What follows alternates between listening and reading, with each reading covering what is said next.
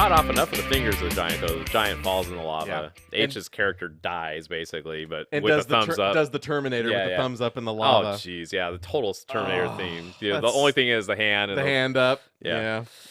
The thumb up. So then they finally get into the Citadel. Now, I knew at some point it was going to slow down. And sure enough, it did. Yeah, it had to get that last scene in. Yeah. So the Sixers by now the Sixers have figured out that they're playing the one game they're playing. They figure out it's adventure because it lets them go for more than a minute, but they're trying to win the game. There's a nerd girl in the their cast of people that can feed them information. That oologist, yeah. That she's like, I think it's adventure, and she's kind of a cute character. She's kind of walking around talking to herself, like trying to figure it out, and then gets them to play adventure. Correct. And so once they get past the first minute mark.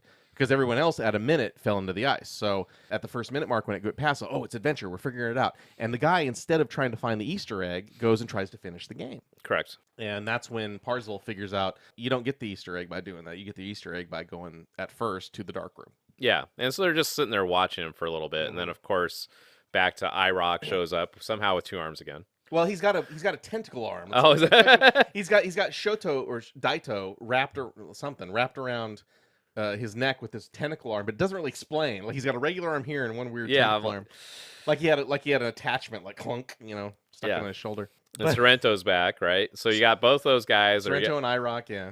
And they break out the mega crystal. Oh, the catalyst. The catalyst. So he breaks out the catalyst that, of course, and they mentioned early in the movie that as a eBay type thing. Yeah. They the Sixers get all the expensive stuff. Yeah, because it's going for $2 million or something. Yeah. So he's breaking it out, and he's like, well, I'm just going to destroy us all. And IROC's like, wait a minute, dude. Yeah, wait. He's like, I got 10 years of stuff in this body. Who's this guy's voice? He's everywhere. He's the bartender in Deadpool. Like, he's funny as hell. I can't remember his voice. He's in, anyway, I'm not even gonna try, but he's so funny, and he's like, no, I got 10 years of shit in here. I'm not gonna. I didn't agree to this. Yeah. So he's like, last chance, we'll give you $50 million. Yeah. And then Parzival turns into Bruce Lee. Yeah, starts kicking his butt. What the hell? Where'd that come from?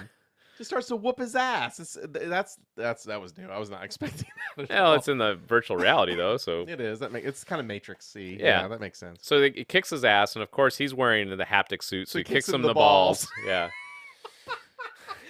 Sorrento goes down holding his crotch in the real world. Yeah. IROC's running like a mofo, trying to get away. So I guess there's 3 steps for the catalyst. They turn on 2 steps. The thing goes flying. There's a fight scene around the thing that's flying. The guy falls over. He's been kicked in the balls, and somehow he happens to land right next to the catalyst.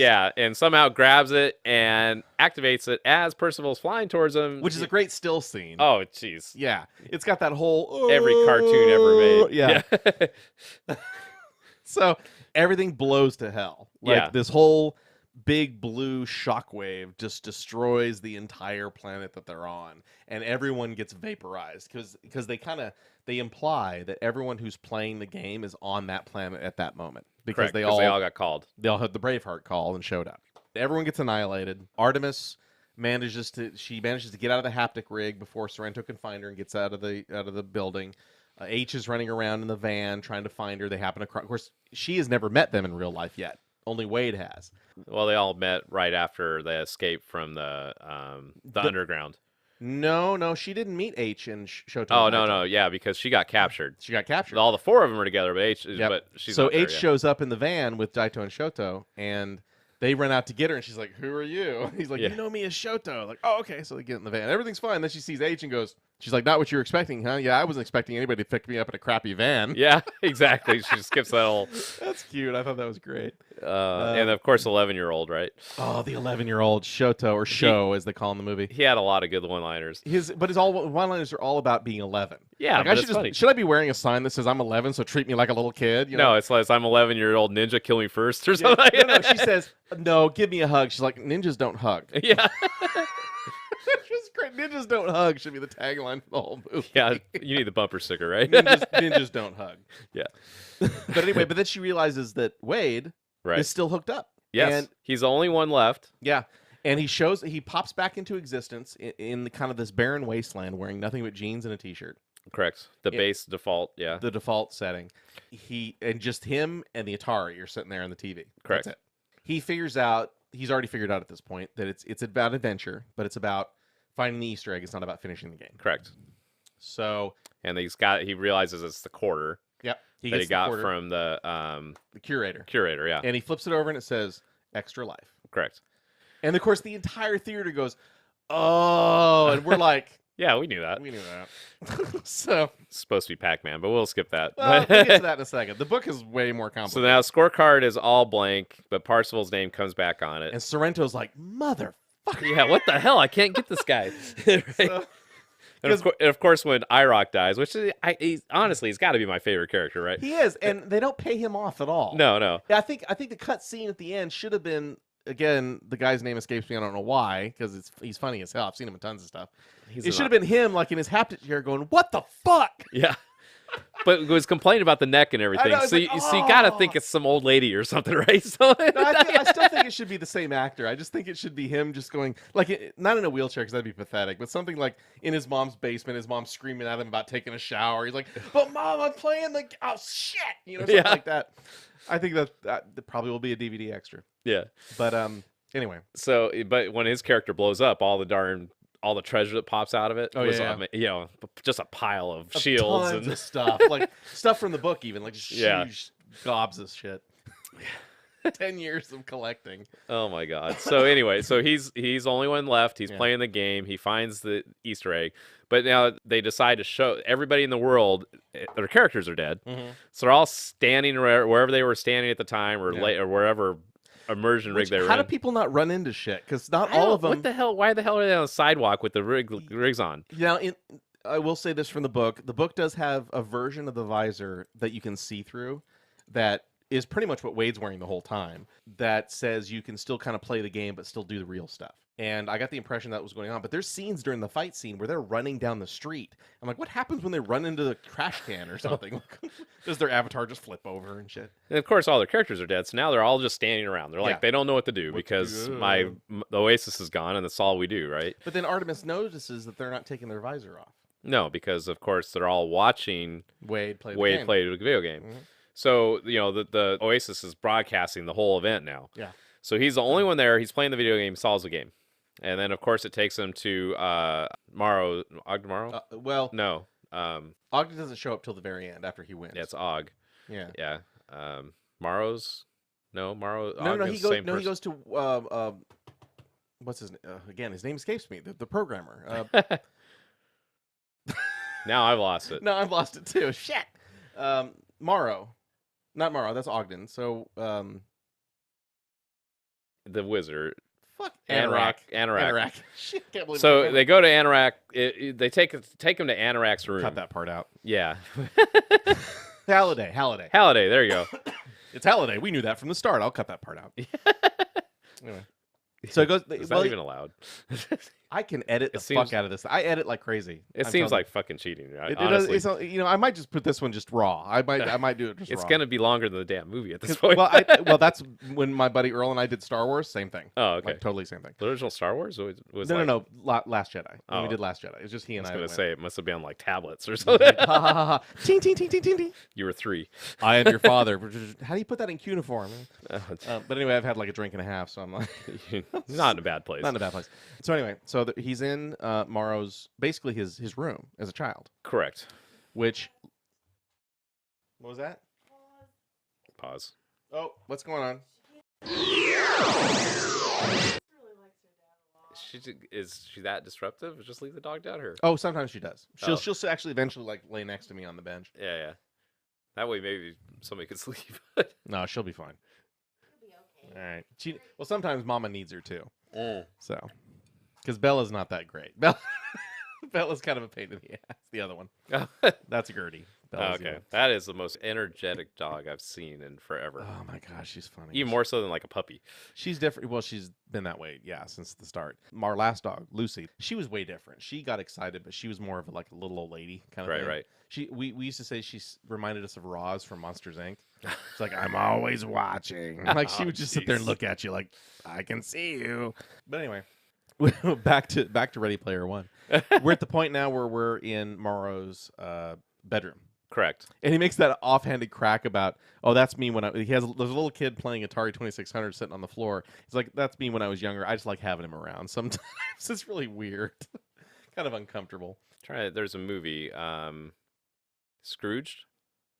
Yeah. Scrooge, where you keep seeing him as a child watching television, right? Yeah, and his dad brings him home meat for Christmas. And Yeah. Scrooge is a great movie. It was very much. I mean, it was basically the same thing except for playing video games. I have him there to keep me company, right? Because he's sitting there watching TV and he's watching himself watch TV. No, that's actually good. I didn't even catch that. It's a good reference. Well, there was a point there that I didn't get the answer to, which maybe you caught it. But so they go through, and he's like, "Congratulations on winning the game." Parsifal. Right, we kind of jump past that part. He ends up. Do you want the key? Yeah. Well, he ends up getting an Easter egg. And after the catalyst blows up. And he ends up in. There's a little scene there where he's trying to get the key from him, and he can't grab it because they're in the mail van. It's getting hit by all the IOI when Morrow is still Anorak. Correct. And the big giant egg is sitting there and it's glowing and all this shit, and it's what you would expect, like a big temple. Correct. They're trying to get him to sign the contract. Yeah. And you're right. So H is driving the van. Everyone else is in the van, but Wade's still hooked up. Correct. And Morrow, or not Morrow, but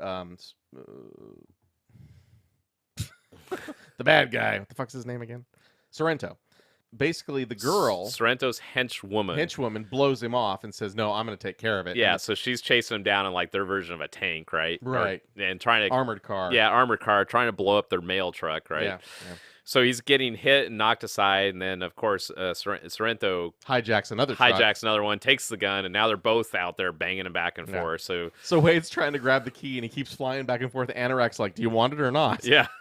Which I thought was really funny. And then then he finally gets a hold of it, and a giant gate appears with 3 different keyholes, and he's having a hard time. One copper, one green, one crystal. Yeah, he's having a hard time getting the darn keys in there because the mailbox is bouncing back and forth. And everyone watching on TV is like, "Just put it in already!" Yeah, because he's like bouncing all over the place. How hard is it to put a key in the side? Because they can't see the trucks on either side. Yeah, he's bouncing around in real life, right? And all the nerds or the oologists are just sitting there, just excited, just to see the end. Yeah. So then he gets into the room where we were at before. Yeah. Giant room with a giant egg and, treasure everywhere, right? And Anorak hands him a contract. A magical contract with a pen. It says, you need to sign this and you get it all. Yeah. And then he says, he has that moment. He was like, wait a minute, this is where you made the mistake. Yeah. And you signed away your ownership, and you felt like it was the worst thing you could have done. So he's like, I'm not going to do that. And he's like, great. You've chosen wisely, my child, right? Which is totally Last Crusade, another Last Crusade reference. Which, of course, we'll get to the book in a minute. But he figures out that Kira's not the linchpin. Og is. Correct. Og is the whole point of what he's felt bad about, not Kira, which is what the movie's implied the whole time. Mm-hmm. So he chooses not to sign it, and then instead of the giant crystals and treasure and the chair and all that kind of stuff, it cuts to his bedroom. Yeah. Right? Which looks very much like my bedroom when I was a kid. It looks kind of like your room now. Yeah. Well, I didn't have as much stuff when I was a kid, but my room was literally like, it was one of those A-frame kind of rooms with the. Oh yeah. It totally was just like that. Oh man, that was a classic room. It was awesome. Big time. He's got his own. So now he runs into the real version of him. Yeah. Right. Holiday. Well, the quote unquote real. Well, still technically it's not the mage, right? Yeah. But it's him as an old man, and it's supposed to be Holiday, and he has a conversation with this guy, and he spends 5 minutes of the movie looking. Of course, the band's still getting beat up. Oh sure, the fights are all still going on. Yeah, and he's like, "Where did I put this egg?" And he starts like digging in all these different drawers and stuff. He shows him the button first. Correct. And says, "This button basically destroys the whole oasis," which. Once we get to the end, it has an totally deeper meaning than what it originally had. Yeah. And then the funny part is that Sorrento hits the van again with the other van, and then he knocks into the button and almost hits it. And he's like, "Don't shut the Oasis off on your first day." Okay? Yeah, don't accidentally shut it off on your first day. Yeah. And then of course H then calls the Stacks. Yes. H calls the Stacks and says, "Hey, everybody that lives in the Stacks, we're coming to you. We need your help." And the guy who blew you up is following us. Yeah. So, the guy that blew up the Stacks is coming after us, and you guys need to help us out. So, they've eventually back in the Oasis. He gives them the egg, right? After talking to him about Kira and digs it all out and everything. He's like tossing. There's got to be Easter eggs in there, like no pun intended. But we'll have to watch it again just to see what he's tossing away. Just to find the actual egg. There's all kinds of funny stuff, right? Isn't there? Yeah, Lost in Space character. Oh right, the original robot from Lost in Space comes out of a drawer. He's talking to him and he's waving the figure around. Yeah, and you and I both giggled at that one. Some kind of room. I don't know what it was, but it was like a cardboard room that came out. So I don't know if it was a D&D reference or it might have been a Star Wars reference because they had that whole fake cardboard cutout when Star Wars first came out, but they didn't have the figures. Oh, that's right. Yeah, it could have been that. Something like that. Yeah. I have to watch it again. Damn. Yeah. Anyway, so he gets the egg, and then there's a point in there where he's like, "Are you really dead?" Well, that's at the end. Yeah. Well, we're pretty after much... he gives him the egg. Yeah. And even Sorrento finally catches up with them. He stops in the stacks. The stacks start to kind of swarm around him. Oh yeah. Meanwhile, this is the whole time Wade's talking to. Correct. Why does his name keep escaping Morrow? While Wade's talking to Morrow, all this going on. Sorrento shows up and everybody surrounds him. And then he pulls the gun out and everybody backs up. Right. Which I thought was kind of like, really? Have you seen Custer? I mean, really? Come on. But he walks toward the van while all this is going on. Suddenly, Holiday, not Morrow. Right. Holiday. Well, Holiday gives him the egg. His hands start glowing. Yeah. And Sorrento opens the door, which I thought was actually a pretty poignant scene because it actually showed something that definitely wasn't in the book, where Sorrento suddenly was a nerd again. Like he was a fanboy again. He sees him getting the egg. And his hands are glowing in the haptic suit. His actual haptic suit is glowing, which is weird. And realizes at that moment, at first I thought, well, he realizes he lost. So why would he shoot him? But then his face changed a little bit. This actor, I have to find out what his name is. I forget. But he actually was really good in this scene where Artemis screams no. Wade's standing there holding the egg with his visor on. He can't see a thing. And all Sorrento has to do is shoot him. Correct. And then it's over, right? It's over. And but instead Sorrento goes, he kind of smiles a little bit. And suddenly the nerd comes back. The nerd that he was. And like the little tear in the eye and the kind of thing, yeah. Cinematic. Meanwhile, Wade's bawling because he's at this point asking Halliday. Asking Halliday, wait a minute. Oh, you're not an avatar. What are you? And Halliday just kind of gives him the He's like, no, I'm not an avatar. Yeah. He's like, but are you dead? Is Halliday dead? And he's like, yes. And then he leaves. And then and then he says thank you and leaves. So who is he? So he's not an NPC, and he's not Halliday, and he's not. There's something. There's like an underlying story in there that they didn't uncover, and it's not in the book. And it was totally very intentional too. Very.